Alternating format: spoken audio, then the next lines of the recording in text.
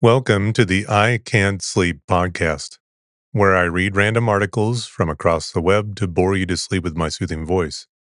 I'm your host, Benjamin Boster. Today's episode is from a Wikipedia article titled Earth's Magnetic Field.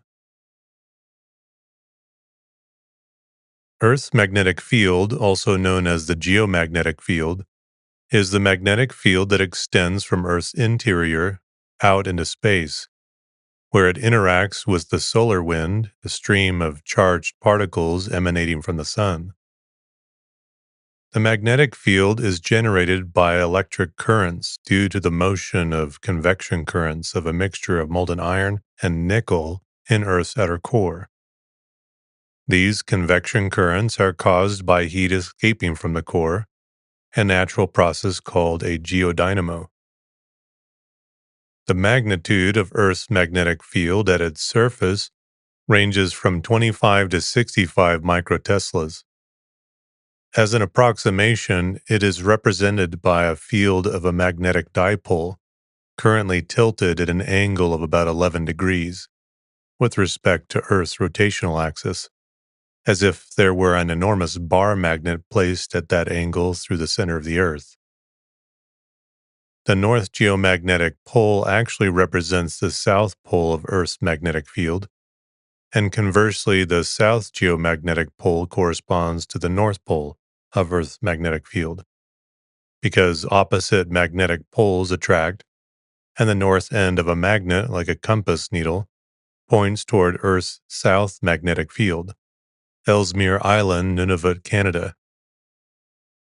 While the north and south magnetic poles are usually located near the geographic poles, they slowly and continuously move over geological timescales, but sufficiently slowly for ordinary compasses to remain useful for navigation.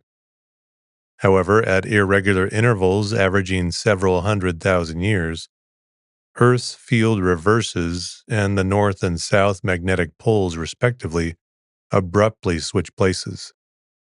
These reversals of the geomagnetic poles have a record in rocks that are of value to paleomagnetists in calculating geomagnetic fields in the past. Such information, in turn, is helpful in studying the motions of continents and ocean floors above the ionosphere that is defined by the extent of Earth's magnetic field in space. It extends several tens of thousands of kilometers into space, protecting Earth from the charged particles of the solar wind and cosmic rays that would otherwise strip away the upper atmosphere, including the ozone layer that protects Earth from harmful ultraviolet radiation. Earth's magnetic field detects most of the solar wind, whose charged particles would otherwise strip away the ozone layer that protects the Earth from harmful ultraviolet radiation. One stripping mechanism is for gas to be caught in bubbles of the magnetic field, which are ripped off by solar winds. Calculations of the loss of carbon dioxide from the atmosphere of Mars, resulting from scavenging of ions by the solar wind, indicate that the dissipation of the magnetic field of Mars caused a near total loss of its atmosphere. The study of the past magnetic field of the Earth is known as paleomagnetism. The polarity of the Earth's magnetic field is recorded in igneous rocks, and reversals of the field are thus detectable as stripes centered on mid-ocean ridges where the sea floor is spreading, while the stability of the geomagnetic poles between reversals has allowed paleomagnetism to track the past motion of continents. Reversals also provide the basis for magnetostratigraphy, a way of dating rocks and sediments. The field also magnetizes the crust, and magnetic anomalies can be used to search for deposits of metal ore. Humans have used compasses for direction finding since the 11th century AD and for navigation since the 12th century. Although the magnetic declination does shift with time, This wandering is slow enough that a simple compass can remain useful for navigation. Using magnetoreception, various other organisms, ranging from some types of bacteria to pigeons, use the Earth's magnetic field for orientation and navigation. At any location, the Earth's magnetic field can be represented by a three-dimensional vector. A typical procedure for measuring its direction is to use a compass to determine the direction of magnetic north. Its angle relative to true north is the declination, d, or variation. Facing magnetic north, the angle the field makes with the horizontal is the inclination, I, or magnetic dip. The intensity, F, of the field is proportional to the force it exerts on a magnet. Another common representation is in X, north, Y, east, and Z, down coordinates.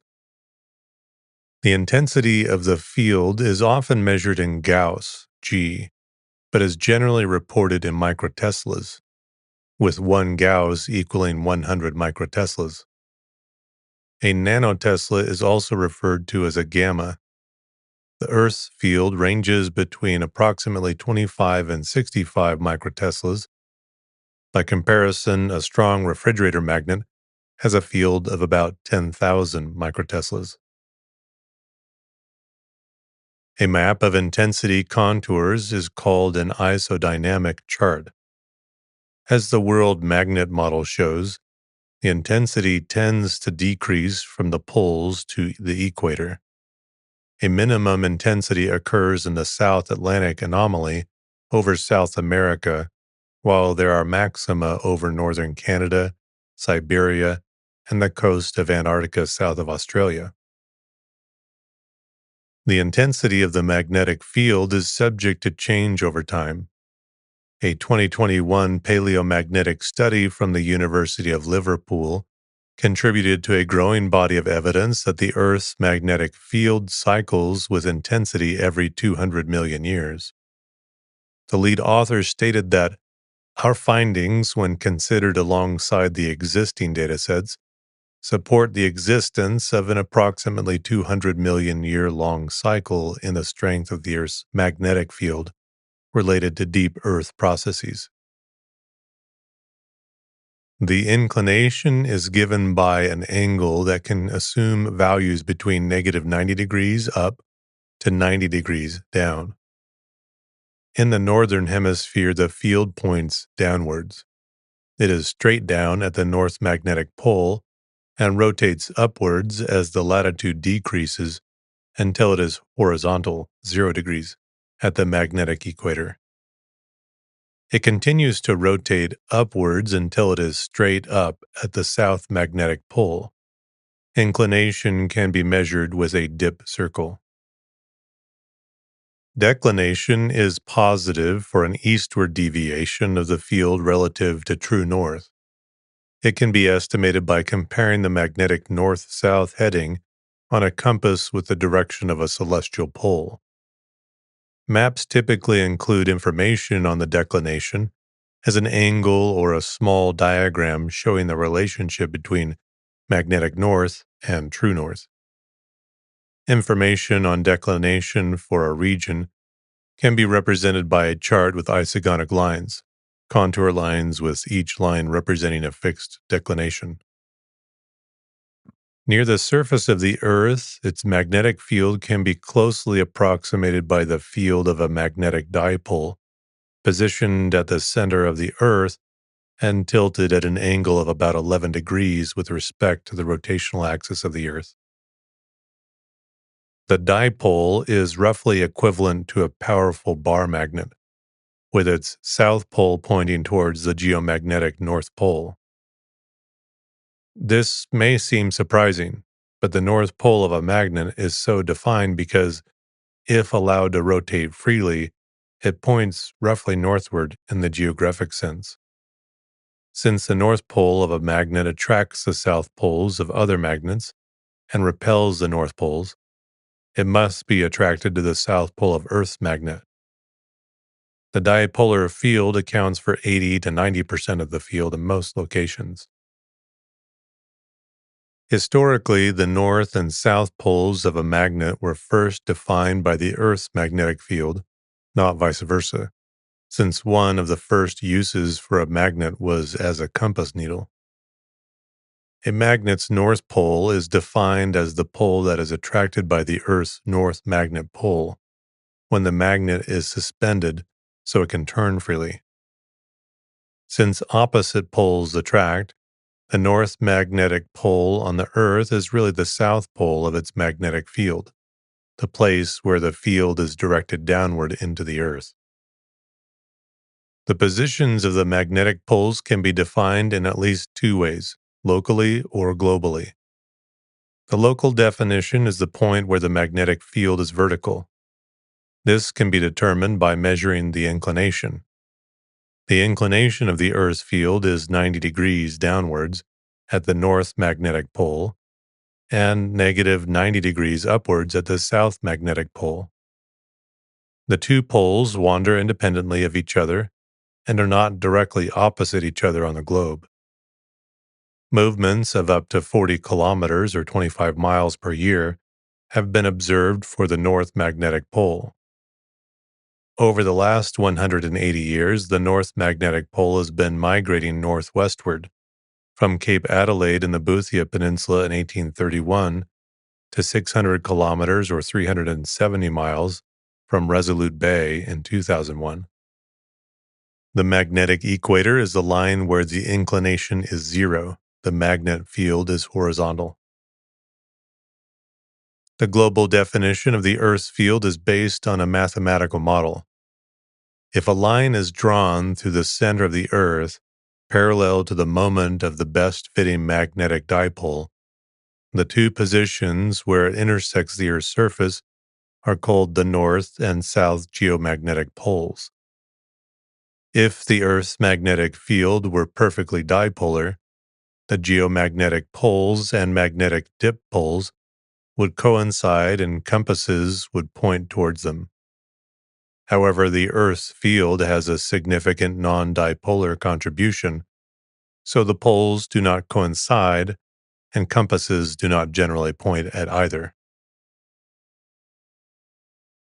Earth's magnetic field, predominantly dipolar at its surface, is distorted further out by the solar wind. This is a stream of charged particles leaving the sun's corona and accelerating to a speed of 200 to 1,000 kilometers per second. They carry with them a magnetic field, the Interplanetary Magnetic Field, IMF.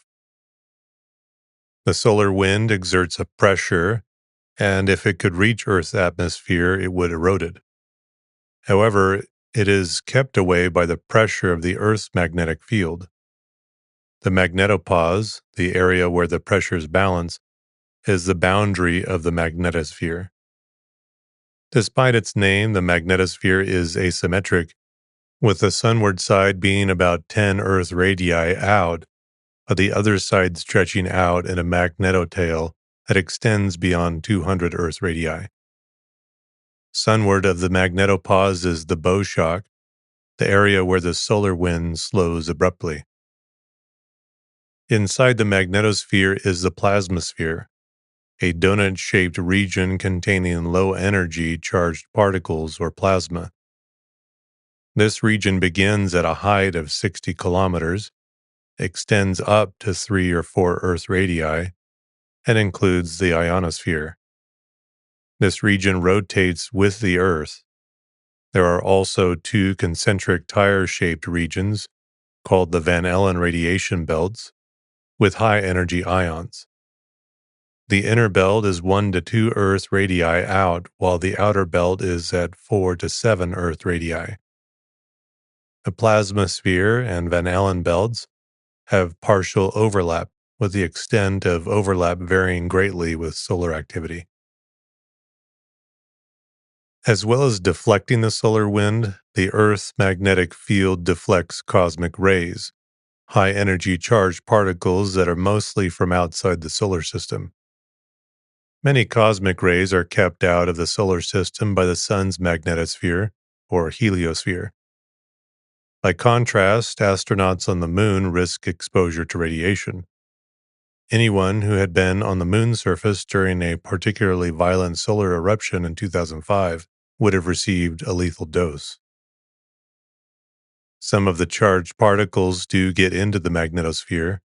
These spiral around field lines, bouncing back and forth between the poles several times per second.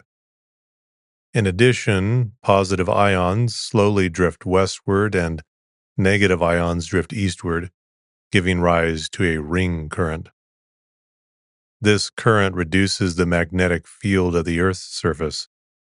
Particles that penetrate the ionosphere and collide with the atoms there give rise to the lights of the aurorae, while also emitting X-rays.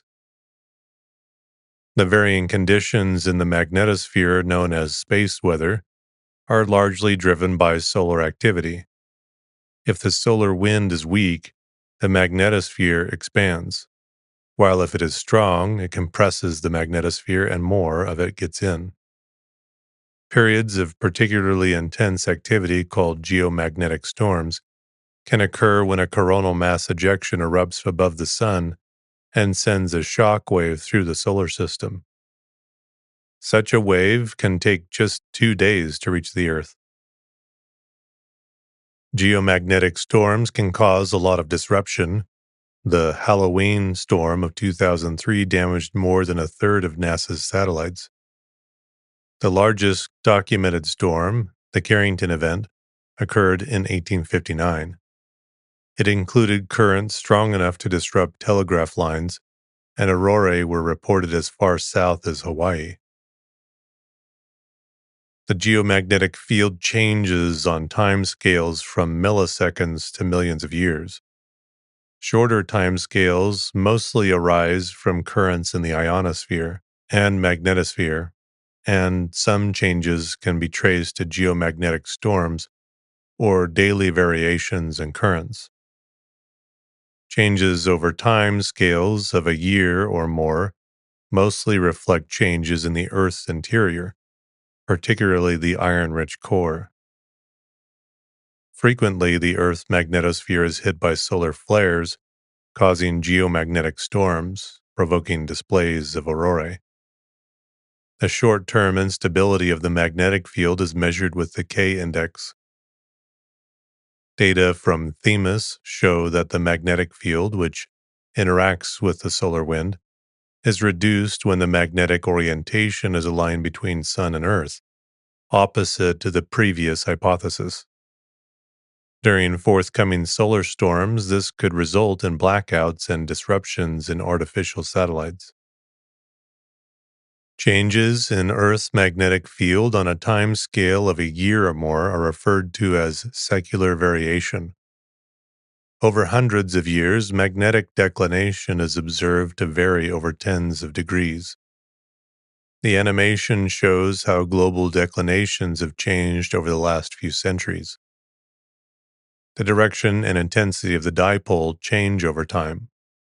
Over the last 2 centuries, the dipole strength has been decreasing at a rate of about 6.3% per century.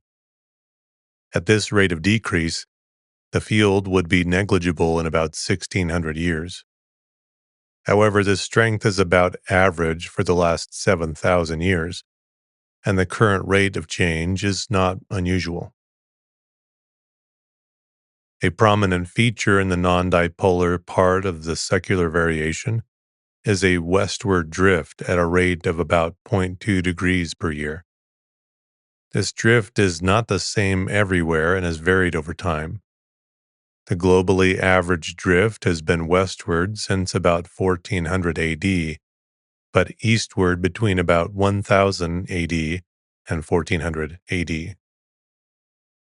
Changes that predate magnetic observatories are recorded in archaeological and geological materials. Such changes are referred to as paleomagnetic secular variation or paleosecular variation, PSV. The records typically include long periods of small change with occasional large changes reflecting geomagnetic excursions and reversals. In July 2020, scientists report that analysis of simulations and a recent observational field model show that maximum rates of directional change of Earth's magnetic fields reached approximately 10 degrees per year, almost 100 times faster than current changes and 10 times faster than previously thought. Studies of lava flows on Steens Mountain, Oregon, indicate that the magnetic field could have shifted at a rate of up to 6 degrees per day at some time in Earth's history, which significantly challenges the popular understanding of how the Earth's magnetic field works.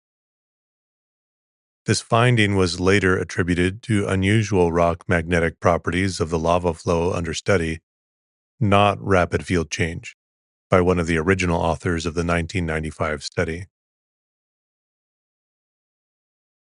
Although generally Earth's field is approximately dipolar, with an axis that is nearly aligned with the rotational axis, occasionally the north and south geomagnetic poles trade places. Evidence for these geomagnetic reversals can be found in basalts, sediment cores taken from the ocean floors, and seafloor magnetic anomalies. Reversals occur nearly randomly in time, with intervals between reversals ranging from less than 0.1 million years to as much as 50 million years. The most recent geomagnetic reversals, called the Bruns-Matsuyama reversal, occurred about 780,000 years ago. A related phenomenon, a geomagnetic excursion, takes the dipole axis across the equator and then back to the original polarity. The Lechamp event is an example of an excursion occurring during the last ice age 41,000 years ago. The past magnetic field is recorded mostly by strongly magnetic materials, particularly iron oxides such as magnetite, that can carry a permanent magnetic moment. This remnant magnetization, or remanence, can be acquired in more than one way.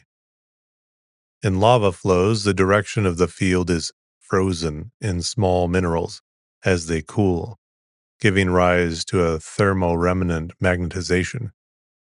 In sediments, the orientation of magnetic particles acquires a slight bias towards the magnetic field as they deposited on an ocean floor or lake bottom. This is called detrital remnant magnetization. Thermoremnant magnetization is the main source of the magnetic anomalies around mid-ocean ridges. As the seafloor spreads, magma wells up from the mantle, cools to form new basaltic crust on both sides of the ridge, and is carried away from it by seafloor spreading. As it cools, it records the direction of the Earth's field. When the Earth's field reverses, new basalt records the reverse direction. The result is a series of stripes that are symmetric about the ridge. A ship towing a magnetometer on the surface of the ocean can detect these stripes and infer the age of the ocean floor below.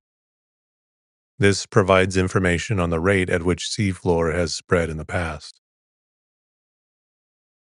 Radiometric dating of lava flows has been used to establish a geomagnetic polarity timescale. This forms the basis of magnetostratigraphy, a geophysical correlation technique that can be used to date both sedimentary and volcanic sequences, as well as the seafloor magnetic anomalies.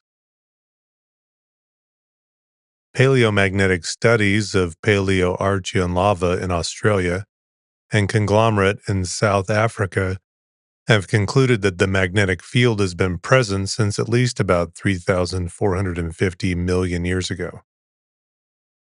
Starting in the late 1800s and throughout the 1900s and later, the overall geomagnetic field has become weaker. The present strong deterioration corresponds to a 10 to 15% decline and has accelerated since 2000. Geomagnetic intensity has declined almost continuously from a maximum 35% above the modern value from circa year 1 AD. The rate of decrease and the current strength are within the normal range of variation, as shown by the record of past magnetic fields recorded in rocks. The nature of Earth's magnetic field is one of heteroscedastic, seemingly random fluctuation. An instantaneous measurement of it, or several measurements of it across the span of decades or centuries, are not sufficient to extrapolate an overall trend in the field strength. It has gone up and down in the past for unknown reasons. Also, noting the local intensity of the dipole field or its fluctuation is insufficient to characterize Earth's magnetic field as a whole, as it is not strictly a dipole field. The dipole component of Earth's field can diminish even while the total magnetic field remains the same or increases. The Earth's magnetic north pole is drifting from northern Canada towards Siberia with a presently accelerating rate 10 kilometers per year at the beginning of the 1900s, up to 40 kilometers per year in 2003, and since then has only accelerated. The Earth's magnetic field is believed to be generated by electric currents in the conductive iron alloys of its core, created by convection currents due to heat escaping from the core.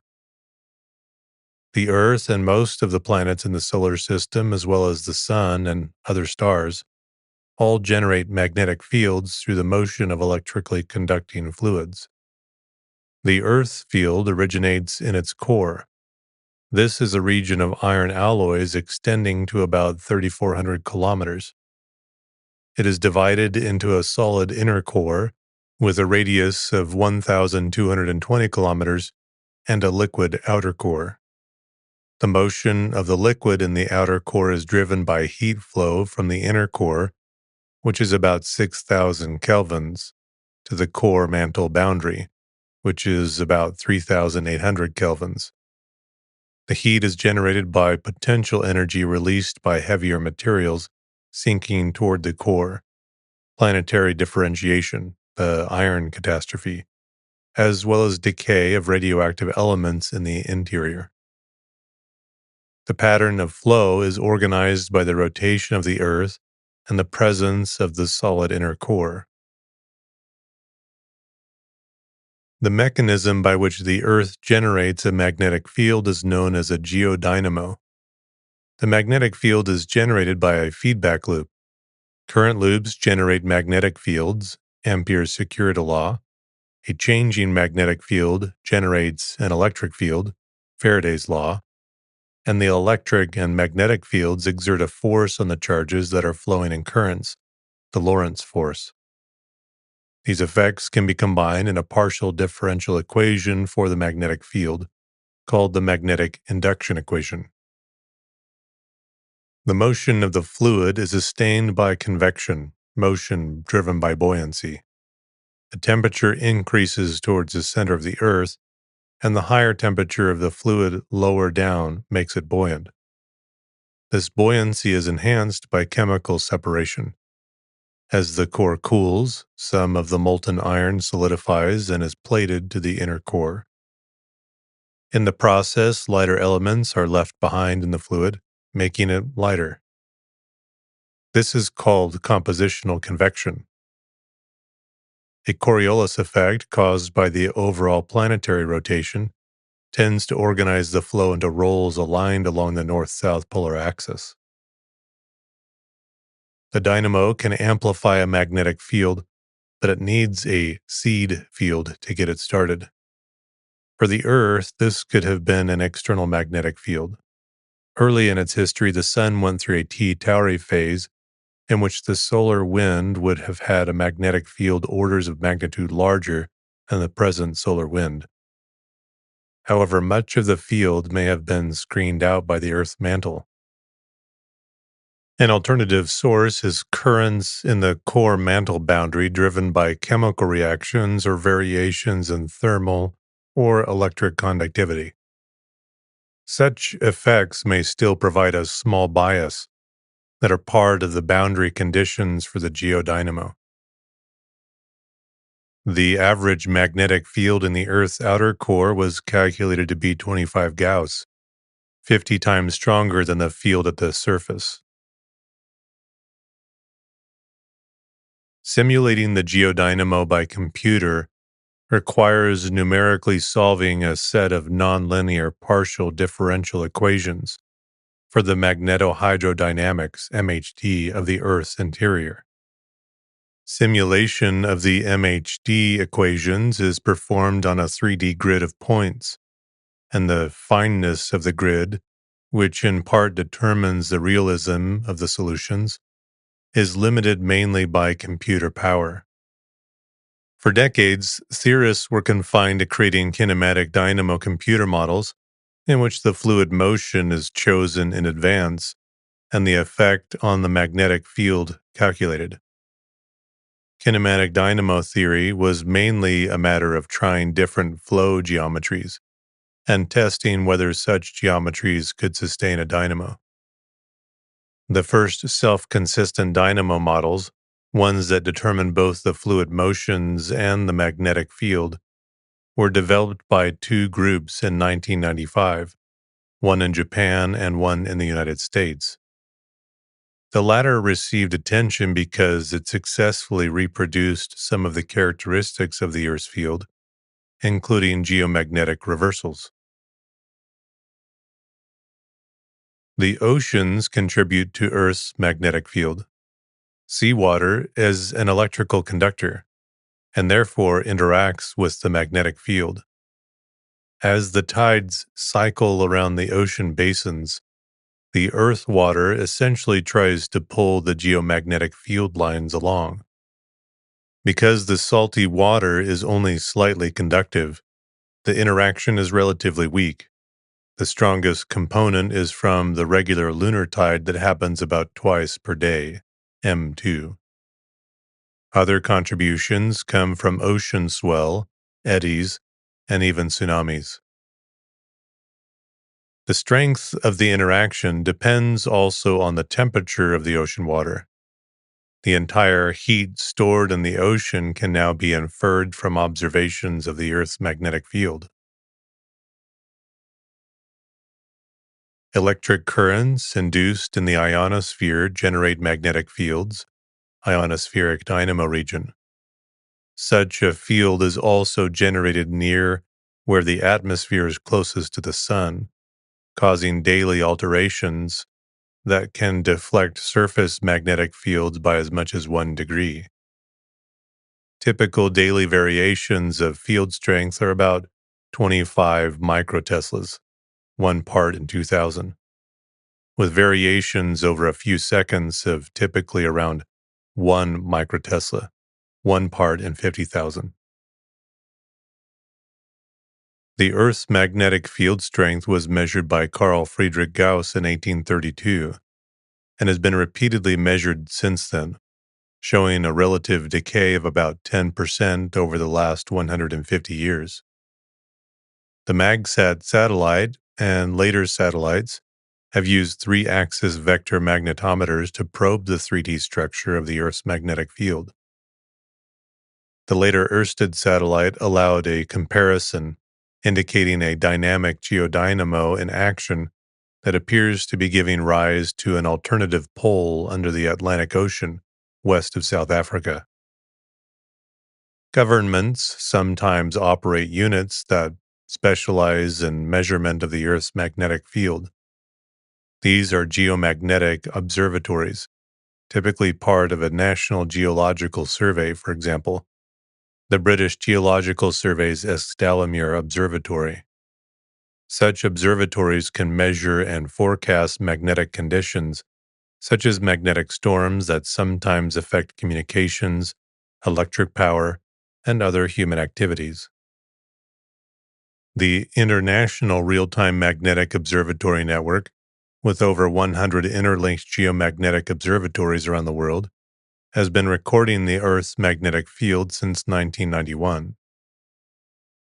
The military determines local geomagnetic field characteristics in order to detect anomalies in the natural background that might be caused by a significant metallic object, such as a submerged submarine. Typically, these magnetic anomaly detectors are flown in aircraft, like the UK's Nimrod, or towed as an instrument or an array of instruments from surface ships. Commercially, geophysical prospecting companies also use magnetic detectors to identify naturally occurring anomalies from ore bodies, such as the Kursk magnetic anomaly. Magnetometers detect minute deviations in the Earth's magnetic field caused by iron artifacts, kilns, some types of stone structures, and even ditches and middens in archaeological geophysics. Using magnetic instruments adapted from airborne magnetic anomaly detectors developed during World War II to detect submarines, the magnetic variations across the ocean floor have been mapped. Basalt, the iron-rich volcanic rock making up the ocean floor, contains a strongly magnetic mineral, magnetite, and can locally distort compass readings. The distortion was recognized by Icelandic mariners as early as the late 18th century. More important, because the presence of magnetite gives the basalt measurable magnetic properties, these magnetic variations have provided another means to study the deep ocean floor. When newly formed rock cools, such magnetic materials record the Earth's magnetic field. Each measurement of the magnetic field is at a particular place and time. If an accurate estimate of the field at some other place and time is needed, the measurements must be converted to a model and the model used to make predictions. The most common way of analyzing the global variations in the Earth's magnetic field is to fit the measurements to a set of spherical harmonics. This was first done by Carl Friedrich Gauss. Spherical harmonics are functions that oscillate over the surface of a sphere. They are the product of two functions, one that depends on latitude and one on longitude.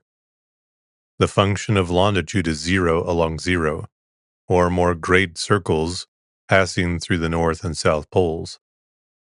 The number of such nodal lines is the absolute value of the order m. The function of latitude is 0 along 0, or more latitude circles. This plus the order is equal to the degree galactic longitude. Each harmonic is equivalent to a particular arrangement of magnetic charges at the center of the Earth. A monopole is an isolated magnetic charge, which has never been observed. A dipole is equivalent to two opposing charges brought close together, and a quadrupole to two dipoles brought together. Spherical harmonics can represent any scalar field function of position that satisfies certain properties. A magnetic field is a vector field, but if it is expressed in Cartesian components, x, y, z, each component is the derivative of the same scalar function called the magnetic potential. Analyses of the Earth's magnetic field use a modified version of the usual spherical harmonics that differ by a multiplicative factor. A least squares fit to the magnetic field measurements gives the Earth's field as the sum of spherical harmonics, each multiplied by the best fitting Gauss coefficient. The lowest degree Gauss coefficient gives the contribution of an isolated magnetic charge, so it is 0. The next three coefficients determine the direction and magnitude of the dipole contribution. The best fitting dipole is tilted at an angle of about 10 degrees with respect to the rotational axis. The International Association of Geomagnetism and Aeronomy maintains a standard global field model called the International Geomagnetic Reference Field, IGRF. It is updated every 5 years. The 11th generation model, IGRF 11, was developed using data from satellites and a world network of geomagnetic observatories. The spherical harmonic expansion was truncated at degree 10 with 120 coefficients until 2000. Subsequent models are truncated at degree 13, 195 coefficients. Another global field model called the World Magnetic Model is produced jointly by the United States National Centers for Environmental Information, formerly the National Geophysical Data Center, and the British Geological Survey. This model truncates at degree 12, 168 coefficients, with an approximate spatial resolution of 3,000 kilometers. It is the model used by the United States Department of Defense, the Ministry of Defense, United Kingdom, the United States Federal Aviation Administration, FAA, the North Atlantic Treaty Organization, NATO, and the International Hydrographic Organization, as well as in many civilian navigation systems. The above models only take into account the main field at the core mantle boundary. Although generally good enough for navigation, higher accuracy use cases require smaller scale magnetic anomalies and other variations to be considered. Some examples are the Comprehensive Modeling (CM) approach by the Goddard Space Flight Center, NASA, and GSFC, and the Danish Space Research Institute. CM attempts to reconcile data with greatly varying temporal and spatial resolution from ground and satellite sources. The latest version as of 2022 is CM5 of 2016. It provides separate components for main field plus lithosphere, crustal, M2 tidal, and primary induced magnetosphere ionosphere variations. The U.S. National Centers for Environmental Information developed the Enhanced Magnetic Model, EMM, which extends to degree and order 790 and resolves magnetic anomalies down to a wavelength of 56 kilometers.